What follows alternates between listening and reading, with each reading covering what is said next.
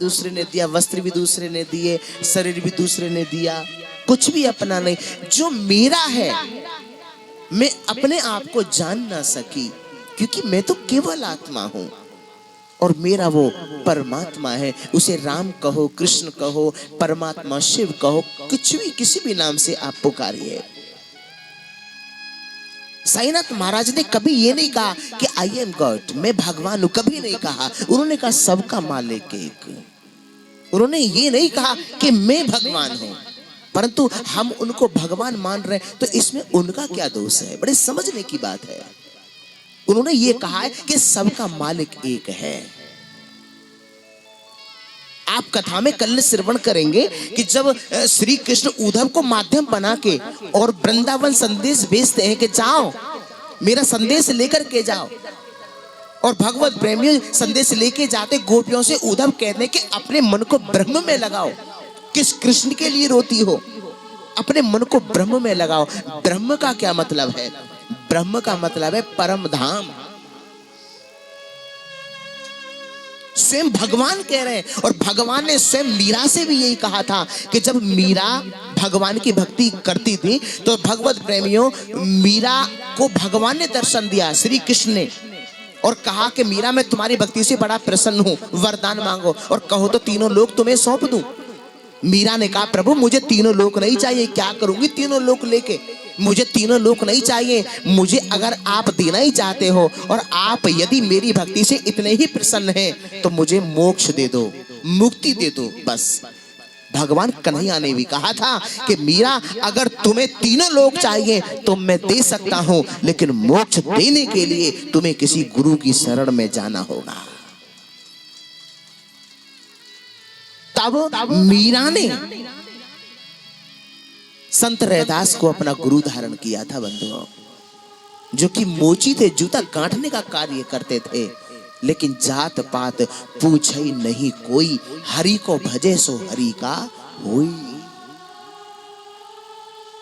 भगवान से स्वयं पूछा गया, उद्धव ने प्रश्न किया था कि प्रभु आपके 24 अवतार हुए हैं और जगह जगह आपके भक्त आपको भोग लगाते हैं, ये बताओ कि सबसे ज्यादा आनंद आपको कहां के भोग में आया?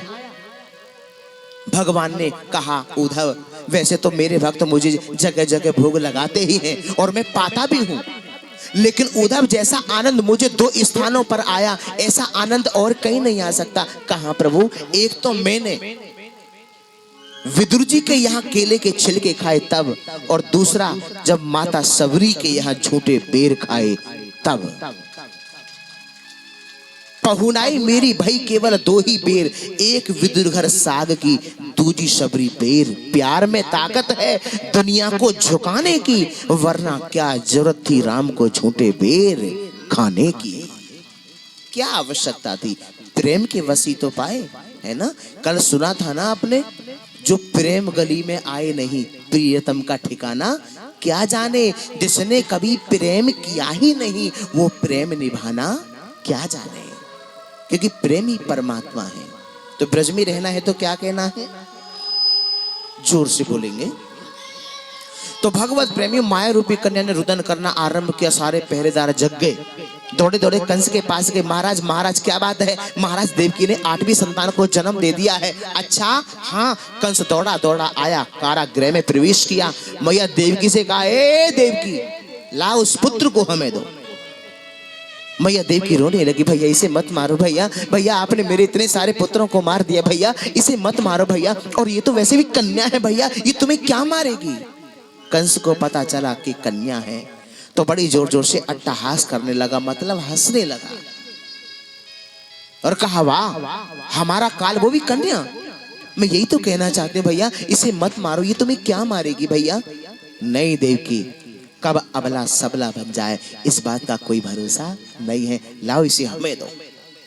दुष्ट कंस ने मैया देवकी की गोद से उस माया रूपी कन्या को छीन लिया और मारने के लिए जैसे हवा में घुमाया तो वो माया रूपी कन्या हाथ से छूट के आकाश में चली गई। और आकाशवाणी हुई, कहा कि मूर्ख, मुझ जैसे निरपराध बालक को मारने से तुझे क्या मिलेगा? अरे तेरा काल तो कब का ब्रज में अवतार ले चुका है। रात भर कंस को नींद नहीं आती बंधुओं। इसी ओहा पोहो में लगा रहता है कि कैसे कृष्ण को मारो। अब चलो वही गोकुल की ओर आइए, जहां पर सभी ब्रजवासी लाला को जन्म महोत्सव मना रहे हैं। तो भगवत प्रेमियों, जन्म महोत्सव में सभी आनंद मना रहे हैं, क्योंकि आनंद रूपी श्री कृष्ण उनके जीवन में आए हैं। सोना चांदी हीरे जवाहरात खूब लुटाया आनंद बाबा ने, क्योंकि दाने निवर्तते धनम, दान करने से धन कम नहीं होता, दान करने से धन हमेशा बढ़ता है। कहा भी है, चिड़ी चोंच भर ले गई और घटे नदी ना नीर, दान करे धन ना घटे, कह गए दास कबीर।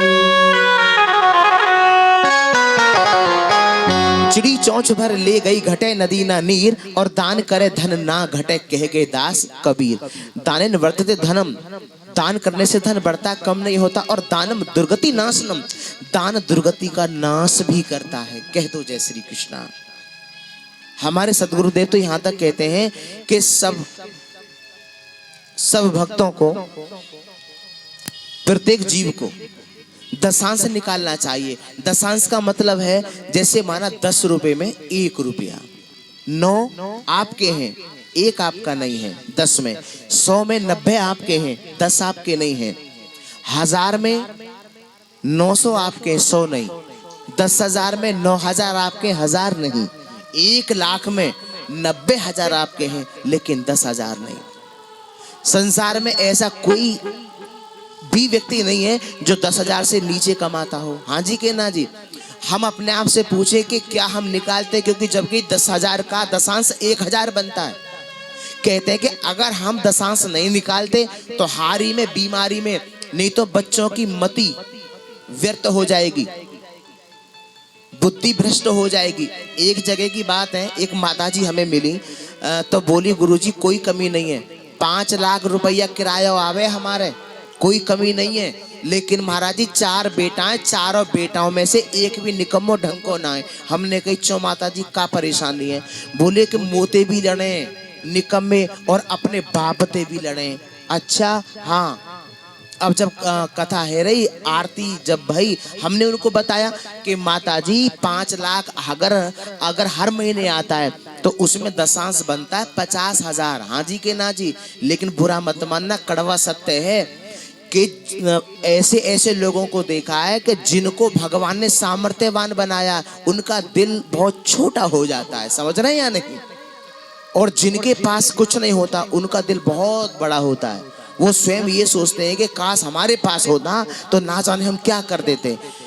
रीवा शेड्यूल मध्य प्रदेश में दास की कथा हुई थी, तो जिन्होंने कथा कराई थी, सुन लीजिए, जिन्होंने कथा कराई थी वो डॉक्टर थे। उनके यहाँ एक बहन झाड़ू पोछा करने आती थी, तो उसने कथा में 1100 रुपए का सहयोग दिया। डॉक्टर साहब ने हमको बताया, गुरुजी इन बहन जी की ओर से 1100 रुपए का सहयोग है, और ये हमारे यहाँ झाड़ू पोछा करने आती है। हमने कहा बहुत बड़ा दिल है तुम्हारा। तो उसके बाद कथा चलती रही, उन्होंने फिर सहयोग किया। मैंने खुद उनको मना किया कि बहन जी आपका सहयोग इतना ही बहुत है, आपकी तो इतनी सामर्थ्य भी नहीं है, आपने अपनी शक्तियों से भी बढ़ के सहयोग दिया है। तो उस बहन ने क्या कहा मालूम है कि गुरुजी देने वाला भी तो वही है, अगर वो ये भी नहीं देता तभी हम क्या कर लेते। तो इसीलिए बड़ी सुंदर बात है, यहां तक कहा है कि देनहार कोई और है, जो देते रहत दिन रैन, लोग भरम मोह पे करे और या सो नीचे ने। अनंत लोग, कितने लोग ऐसा कहते हैं, गुरुजी हमको भगवान इस योग्य बनाएगा तो ये कर देंगे वो कर देंगे। बुरा मत मानना, कड़वा सत्य है, वो छीन लेता है। क्यों? क्योंकि वो सब जानता है, वो घटघटवासी है, वो अंतर्यामी है, वो जानता है कि मैंने किसको कितना सामर्थ्यवान बनाया है। हाँ जी के ना जी। और भगवान को ये बहुत बुरा लगता है जब हम ये कहते हैं कि गुरुजी जैसा भी वो भगवान करेंगे, इस युग के करेंगे तो ये करेंगे वो करेंगे, हाँ के ना। तो भगवत प्रेमी भगवान क्या करते हैं कि तेरे बस की नहीं है, तेरे बस की इस लक्ष्मी का सदुपयोग करना नहीं है। तो फिर प्रभु क्या करते हैं, वो धीरे धीरे वापस ले लेते हैं। फिर क्या हो जाता है, फिर अरे काश हम ये कर लेते, काश हम वो कर लेते, अगर धन का उपयोग हम सदुपयोग करते, धन को धर्म से जोड़ते तो ना जाने क्या हो जाता। लेकिन वो तो मामला निकल गया, समय निकल गया, और जो समय निकल गया वो जीवन में कभी वापस नहीं आ सकता। कह दो जय श्री कृष्णा। इसीलिए क्योंकि हम योजनाएं बना रहे हैं, कल करेंगे, परसों करेंगे, तरसों करेंगे, 1 महीने बाद ये करेंगे, 6 महीने बाद ये करेंगे, 1 साल बाद ये करेंगे। भगवत प्रेमियों, बड़े समझने की बात है। यहां तक कह दिया संतों ने, सदगुरुदेव बार बार समझाते हैं, और भगवान ने कितनी बड़ी बात कही है। क्योंकि कुछ लोग क्या करते हैं, सुन लीजिएगा, हमने अनंत जगह देखा, कितनी जगह देखा है, लोग भंडारे करेंगे, है ना, सुन लीजिए, और बुरा मत मानना, कथा में वो लोग नहीं आते जो भंडारे में आते हैं, समझ रहे हैं या नहीं। अजी बड़े बड़े लीडर आएंगे, ओ चौ पूछो, 4 आगे 4 पीछे, हाँ जी के ना जी, जे बताना निकम्मे तो कुछ भी ना है, कुछ भी नहीं है, जाना सबको है, हाँ जी के ना जी। हाँ, और लोग उनको वो कुर्सी लगाएंगे, टेबल लगाएंगे, आइए जी, बैठिए जी, प्रसाद पाइए जी। अरे भगवान कहते हैं, सुन लीजिए, होती आरती बजते शंख, पूजा में सब खोए हैं। भगवान कहते हैं, होती आरती बजते शंख, पूजा में सब खोए हैं। अरे मंदिर के बाहर देखो भूखे बच्चे सोए हैं, एक निवाला उनको देना, प्रसाद मुझे चढ़ जाएगा, मेरे दर पर मांगने वाले तुझे बिन मांगे सब मिल जाएगा, सब मिल जाएगा। भगवान ने कभी भेदभाव नहीं किया, ये इंसान भेदभाव करता है, हाँ जी के ना जी। देखिए बुरा मत मानना, हमारी कथा में कोई नेता आए, अभिनेता है, यहाँ कुछ नहीं, यहाँ सबको समान दृष्टि से देखा जाता है, हाँ जी के ना जी। एक जगह कथा हो रही, एक बहन जी ने कथा कराई थी, आपको अवगत कराते चले। बोले गुरुजी, मैं नाम नहीं लूंगा, उस समय वो कुछ थे भी, किसी पद पर थे, तो गुरु बहन जी आ गई व्यास मंच के पास, गुरुजी नेताजी आए हैं, नेताजी। हमने कहा नेताजी आए तो क्या करें, माला डालें गले में उनके, नेताजी आए तो क्या करें, भगवान नहीं आए ना, नेताजी आए ना, भगवान तो नहीं आए। मैं नेताजी आए तो उनको बिठाइए, जैसे बाकी सब बैठे हैं ऐसे बिठाइएगा, बुरा मत मानना, कड़वा सकता है भाई। भगवान ने जब सबको समान दृष्टि से देखा है तो हमारी तो औकात ही क्या है, हाँ जी के ना जी। मेरी कन्हैया ने स्वयं अपने मित्र सुदामा को अपने सिंहासन पर बैठाया और स्वयं चरणों में बैठ गए, और देख सुदामा की दीन दशा, करुणा करके करुणानिधि रोए, और पानी परात को हाथ छुओ नहीं, नैनन के जल सो पग धोए, अपने आंसुओं से चरणों को धोया। कोई धो सकता है, कोई मित्र धो सकता है? आज मित्र तभी तक है जब तक तुम्हारे बटुआ में पैसा है, बुरा मत मानना। बनी के चेहरे पे लाखों निसार होते हैं, और जब बन के बिगड़ जाती है तो दुश्मन 1000 होते हैं। इसीलिए अपना सिर्फ गुरु और गोविंद है, दूसरा कोई भी नहीं, कोई नहीं साहब। इसलिए अपने बारे में सोचिए, भगवान ने कभी भेदभाव नहीं किया, उसकी दृष्टि में सब एक समान है, तो हमारी दृष्टि में भी सब एक समान है साहब। बोलो श्याम सुंदर भगवान की। तो ब्रज में रहना है तो क्या कहना है, जोर से बोले, एक बार और कहेंगे। तो भगवत प्रेमियों, आज कंस आया और देखो आकर के जैसे छीन के मारना चाहता, वो माया रूपी कन्या हाथ से छूट के आकाश में चली गई। और इधर गोकुल में सभी ब्रजवासी लाला को जन्म महोत्सव मना रहे हैं, धूमधाम से मना रहे हैं। और नंद बाबा ने खूब लुटाया, सोना चांदी हीरे जवाहरात। सिर्फ दान नंद बाबा ने नहीं किया, सब ब्रजवासियों ने किया। और कोई ये नहीं कहता कि नंद जी के लाला भाई, नहीं, ये हम सबको लाला है। आहा, हम सबको लाला। एक गोपी ने तो ये पूछ लिया, मैया एक बात बताओ, जे लाला तुम्हारो ये या कहू और को चौ का बात है गई। ना ना मैया एक बात बताओ, आप भी गोरी हैं, ठीक है, नंद बाबा भी गोरे हैं, हाँ, तो जे लाला कारो कैसे है गयो? जे लाला तुम्हारो ये ना या काऊ और कौन? मैया यशोदा रोने लगी, वाह मेरे लाला पे शंका करती हो? गोपियों ने हाथ जोड़े और हाथ जोड़ के कहा, मैया क्षमा करना, आपके हृदय को कष्ट पहुंचाने का हमारा कोई मंतव्य नहीं था, हमने तो ऐसे पूछ लिया मैया, क्योंकि आप भी गोरी हैं और नंद बाबा भी गोरे हैं, परंतु जी लाला कारो कैसे है गयो? मैया बोली, मोह का मालूम कैसे कारो भयो है, पर जे लाला हमारो ये और कौन को है? सभी गोपियां कृष्ण को खिला रही हैं, बलराम में डाल दिया, कृष्ण को झुलाने लगी। तो मैया यशोदा और गोपियों में कितनी सुंदर वार्तालाप हो रही है। आहा, मैया ने कहा, अरे गोपियों सुनो,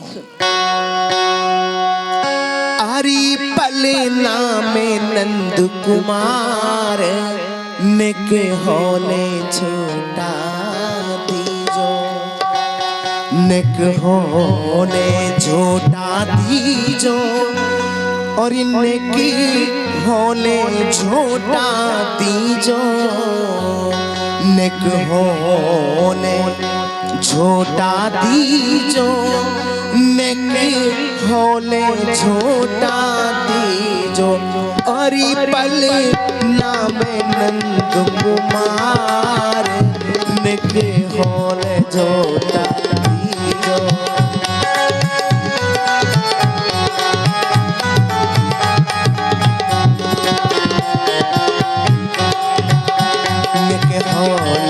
छोटा दीजो, निक होले छोटा दीजो, निक होले छोटा दीजो, निक होले छोटा दीजो, अरे पल नाम नंद कुमार निक होले छोटा दीजो, अरे पल नाम नंद कुमार निक होले छोटा दीजो।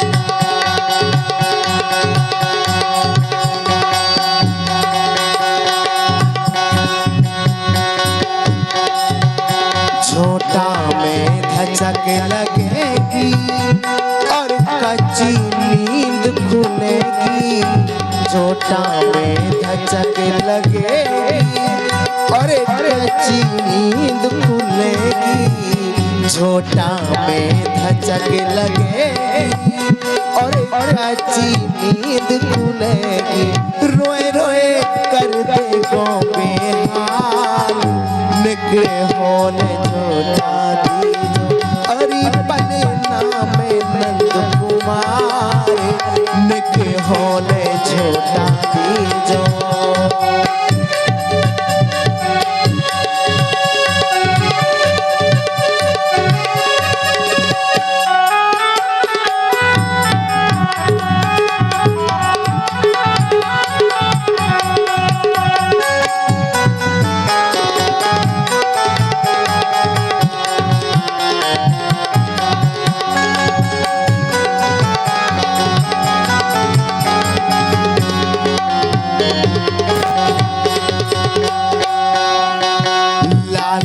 गोद में लेंगी वाकुना रोपन देंगी, गोपियां कह रही है, लाला को गोद में लेंगी वाकुना रोपन देंगी, वाप साजिश कर देगी तत्काल, निक होने झोटा दीजो।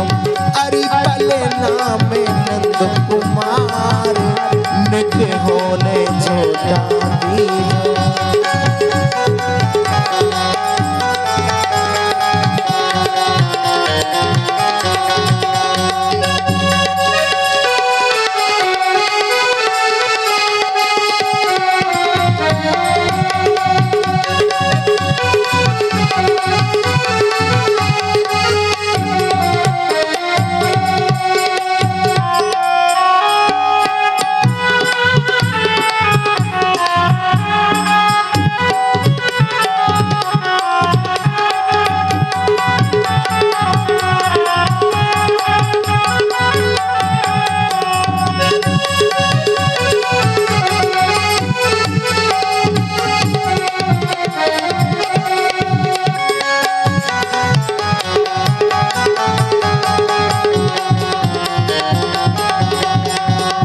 गोद में लाला लेंगी, लहंगा चूदर बीचेंगी।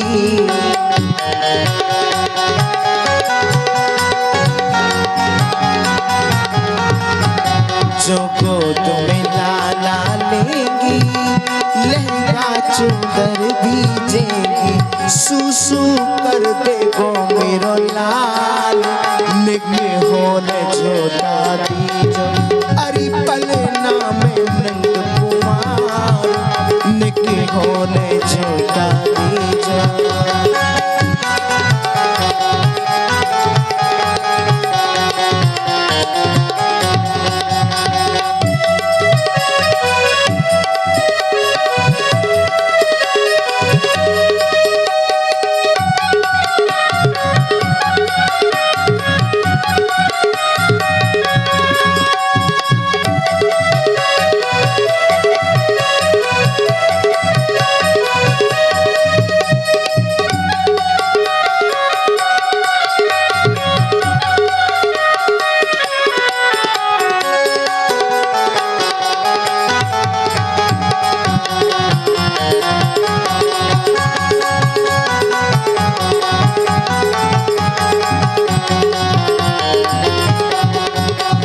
सुसु करे या चीची, मत बात करो तुम फीकी।